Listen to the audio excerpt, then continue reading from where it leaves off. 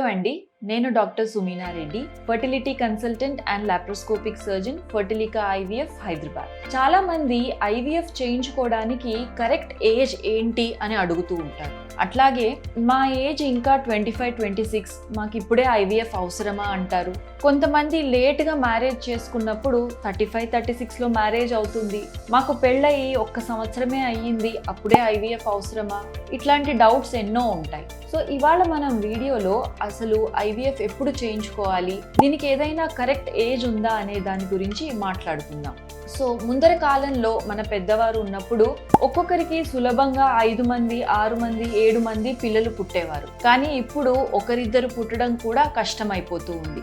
దీనికి correct reason ఏంటి అని ఆలోచించినప్పుడు ఆ కాలంలో పెళ్ళిళ్ళు తొందరగా అయ్యేవి, అట్లాగే పిల్లలు కూడా చిన్న ఏజ్లోనే కనేవారు.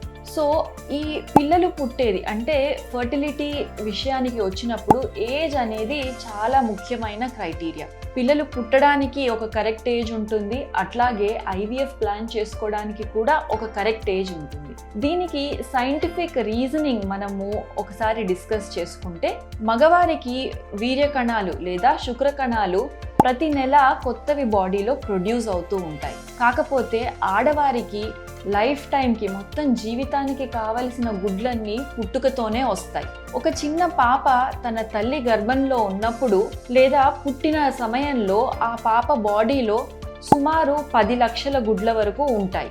అదే ఆ పాప రజస్వల అంటే ప్యూబర్టీ వచ్చేసరికి, పీరియడ్ స్టార్ట్ అయ్యేసరికి అందులో సగం అంటే 5 లక్షల గుడ్లు మటుకే తన బాడీలో ఉంటాయి.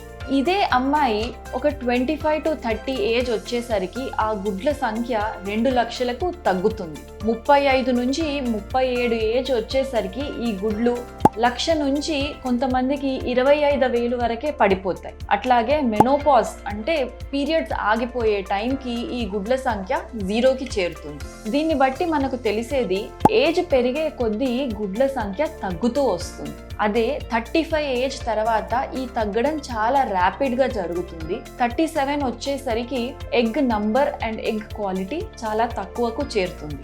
కాబట్టి ప్రెగ్నెన్సీ ప్లాన్ చేసుకోవాలనేటప్పుడు మీ ఎడ్యుకేషన్, ఫైనాన్షియల్ స్టెబిలిటీ, జాబ్ వీటన్నిటితో పాటు health and egg quality, egg number కూడా బ్యాలెన్స్ చేయడం చాలా ఇంపార్టెంట్. అట్లాగే మనం ఐవీఎఫ్ సక్సెస్ రేట్స్ గురించి మాట్లాడుకుంటే, నార్మల్గా 18-35 ఇయర్స్ మధ్యలో ఉన్నప్పుడు ఐవీఎఫ్ సక్సెస్ రేట్ సుమారు 35-45% మధ్యలో ఉంటే, 35 ఏజ్ పెరిగిన తర్వాత అంటే 35 క్రాస్ అయిన తర్వాత ఇదే సక్సెస్ రేట్ 25%కి చేరుతుంది. అట్లాగే ఏజ్ 40 దాటాక వాళ్ళ ఓన్ ఎగ్స్తో ఫర్టిలిటీ ప్లాన్ చేసుకోవాలనుకున్నప్పుడు ఫర్టిలిటీ రేట్స్ 10% కంటే తక్కువగా ఉంటాయి. కాబట్టి ఐవీఎఫ్ సక్సెస్ రేట్ని డిసైడ్ చేసే ఫ్యాక్టర్స్లో ఏజ్ అన్నిటికంటే ముఖ్యమైనది. ఏజ్ ఎఫెక్ట్స్ ఫర్టిలిటీ మీద, ఐవీఎఫ్ సక్సెస్ రేట్స్ మీద చాలా సిగ్నిఫికెంట్గా ఉంటాయి. అట్లాగే ఏజ్ 35 పెరిగిన తర్వాత ఈ కాలంలో బీపీ ఎక్కువ అవ్వడము, షుగర్స్ పెరగడము, liver diseases, kidney diseases, cancers ఇట్లాంటి ప్రాబ్లమ్స్ ఎన్నో వస్తున్నాయి. వీటి అన్నిటి ఎఫెక్ట్ కూడా ఫర్టిలిటీ మీద, ప్రెగ్నెన్సీ మీద తప్పకుండా ఉంటుంది. బరువు పెరగడం వల్ల, బీపీ, షుగర్ వల్ల ప్రెగ్నెన్సీ వచ్చిన తర్వాత కూడా మిస్క్యారేజెస్ అవ్వడము, అట్లాగే ఏజ్ 35 దాటిన తర్వాత కన్సీవ్ అయిన మదర్స్లో డౌన్ సిండ్రోమ్ ఉన్న బేబీస్, ఇటువంటి జెనెటిక్ అబ్నార్మాలిటీస్ ఎక్కువ ఉండడము చూస్తూ ఉంటాం. కాబట్టి ప్రెగ్నెన్సీ ప్లాన్ చేసుకునేటప్పుడు ఐడియల్లీ 21-30 ఇయర్స్ మధ్యలో మీ ఫస్ట్ ప్రెగ్నెన్సీ ప్లాన్ చేసుకుంటే సక్సెస్ రేట్స్ బెటర్గా ఉంటాయి. అట్లాగే 35 నిండే లోపు ఫ్యామిలీ కంప్లీట్ అయ్యేలాగా చూసుకోవడం కూడా చాలా ఇంపార్టెంట్.